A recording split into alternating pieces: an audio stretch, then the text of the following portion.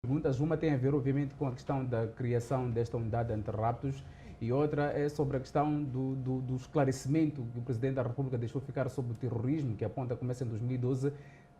Quase 5 anos, ou um bocadinho mais depois, o Presidente hoje, ou melhor, ontem, deu um esclarecimento, se calhar com mais detalhes. Tem a ver com o quê? Com a pressão feita pela sociedade ou o Governo estava realmente a preparar um relatório detalhado? Eu fico preocupado quando ouço muitos a elogiarem a explicação ou o informe do chefe do Estado. Muitos esquecem que o chefe do Estado foi eleito. É sua obrigação, como chefe do Estado, prestar contas ao seu povo. E em algum momento eu me apercebi que o chefe do Estado tinha uma tendência de demonstração que é um favor que está a fazer aos moçambicanos. Mas nós temos que ter consciência que todo servidor público tem essa obrigação de fazer aquilo que o chefe do Estado fez. E há uma coisa que me preocupou, quando o chefe do Estado chega a dizer que havia conhecimento da existência daqueles homens insurgentes ou terroristas desde 2012. Eu acho que um pouco faltou a verdade, porque os americanos em 2010 já haviam dito que havia campos de treinamento de jihadistas em Cabo Delgado. E o Estado moçambicano veio a desmentir e dizer que havia um controle absoluto do Estado moçambicano e não havia nenhum campo de treinamento de jihadistas. Agora, quando o chefe do Estado, que na altura era o ministro da Defesa, vem dizer que já tinham conhecimento desde 2012. Muito bem, desde 2012. O que o governo fez? O que ele fez com o ministro da Defesa para evitar o pior, para evitar essas consequências que hoje o país está a viver? São questionamentos que nós temos que fazer ao chefe do Estado. Sabes, Jorge, são mais de 1 milhão de deslocados que estão lá. São mais de 2.000 mortos que estão a morrer em Cabo Delgado. Não é uma, não é duas. São moçambicanos que estão a perder a vida lá. E o chefe do Estado não pode aparecer, dizer que já sabia desde 2012 e deixou que em 2017 eclodisse esta desgraça aos moçambicanos. Ele deveria ter nos dito, teve conhecimento, e o que fez para impedir? Não fez nada. Ou seja, concordo com o deputado Muxanga quando fala de muitas das vezes não deixar com que a comunidade internacional venha intervir em Moçambique, porque muita coisa vai se saber dos contornos do conflito de Cabo Delgado. Ou seja, quem está a ganhar com aquele conflito em Cabo Delgado? Porque não faz sentido perdermos os nossos concidadãos, mais de 1.000, mais de 1 milhão de deslocados. É muita coisa. Se for já levar em consideração que Cabo Delgado tem 2,3 milhões de habitantes, ou seja, quase a metade da população de Cabo Delgado hoje é deslocada e vivem em péssimas condições, sem ter nem 1 quilo, nem um quilo de arroz, 1 quilo de farinha, sem ter uma manta para se cobrir, sem ter um teto, uma tenda, no mínimo para se esconder. Então, é triste quando o chefe do Estado diz que já tinha conhecimento em 2012. Eu entendo, muitas das vezes as nossas lideranças lê aquilo que é escrito pelos outros e ali apenas passeou a classe, mas a verdade é mais profunda do que aquilo que o chefe do Estado disse. Agora, por que não aceitar ajuda internacional? É aí onde reside, porque de um lado o chefe do Estado diz que ainda estão a estudar, mas tivemos a intervenção dos mercenários sul-africanos, tivemos a intervenção dos mercenários russos que saíram em debandada. Aquilo era ajuda de onde? Não era internacional? Não querem uma ajuda oficial porque vai se descobrir todas as alfacatruas estão a acontecer em Cabo Delgado. O que está de trás também dos raptos aqui na cidade de Maputo, em outras províncias. E a unidade de anti-raptos que o Presidente da República pondera criar? Eu acho que já era tempo de se criar e resolver o problema. Lembras quando começou os raptos? E até hoje não temos uma unidade especializada para resolver esse problema. Jorge, nós olhamos hoje o rapto de cidadãos estrangeiros. Até teve alguns moçambicanos, conheço alguns daqui da capital do país, moçambicanos da Gema mesmo, que foram sequestrados.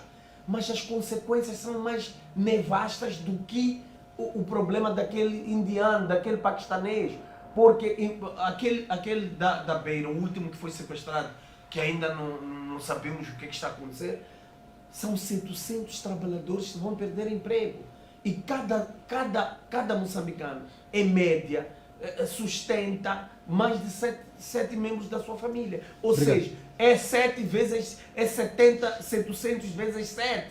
Então, é complicado, está na hora de se fazer alguma coisa. Eu acho que, em vez de chegar e propalar que está a pensar em criar, já é a altura do chefe do Estado vir ao público e trazer soluções. Exato. Ainda sobre a questão do terrorismo que o Presidente da República falou, Antônio Jago, essa explicação detalhada que esteve aqui até a mencionar, eu quero perceber o seu ponto de vista. Tem a ver com, se calhar, um tempo que o governo estava a trabalhar a informação, os detalhes? Tem a ver com a pressão? É a altura certa que chegou este relatório detalhado? Quase 7 anos depois, o Presidente afirma que essa questão de terrorismo começa em 2012.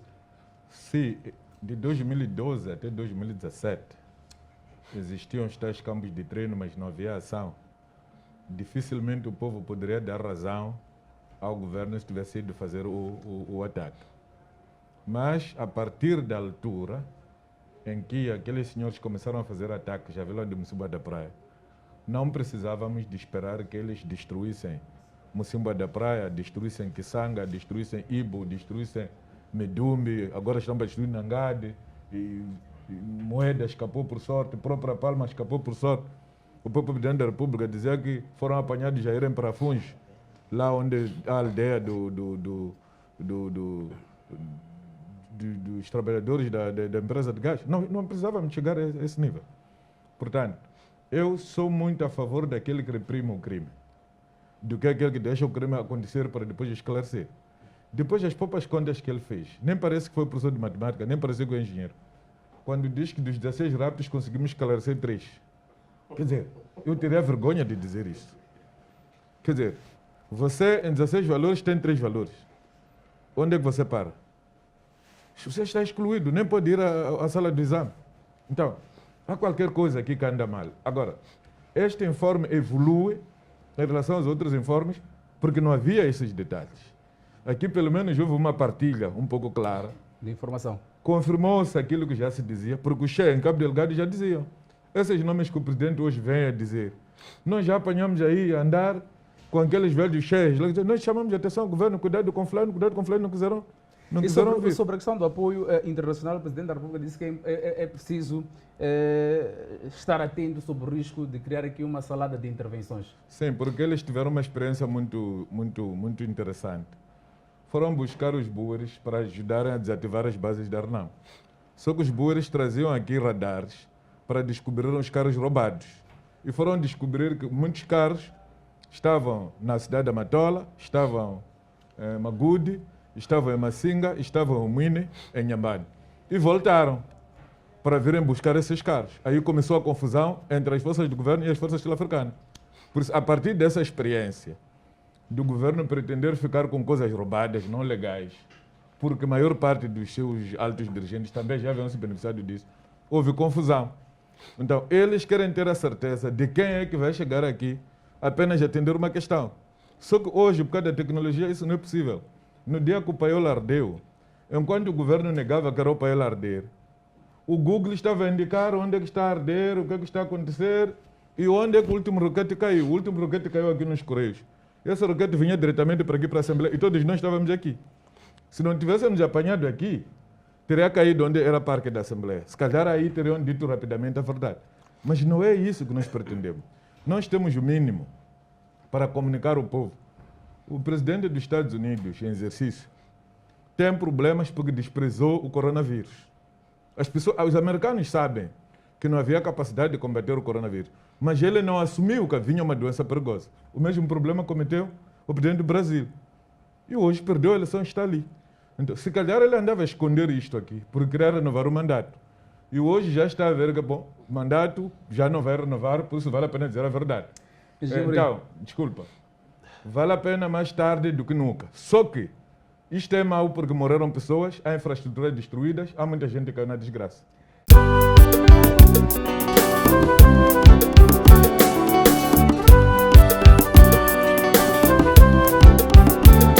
Olá, a eep.co.mz é uma plataforma de classificados, compras e vendas. Quero dizer, nela tu podes vender assim como podes comprar os seus bens. E não só, fazemos cadastro de lojas com endereço fixo de venda de eletrodomésticos, celulares, computadores, roupas, utensílios e não só, de parques de venda de viatura. A plataforma está disponível a ser usado por todo o país.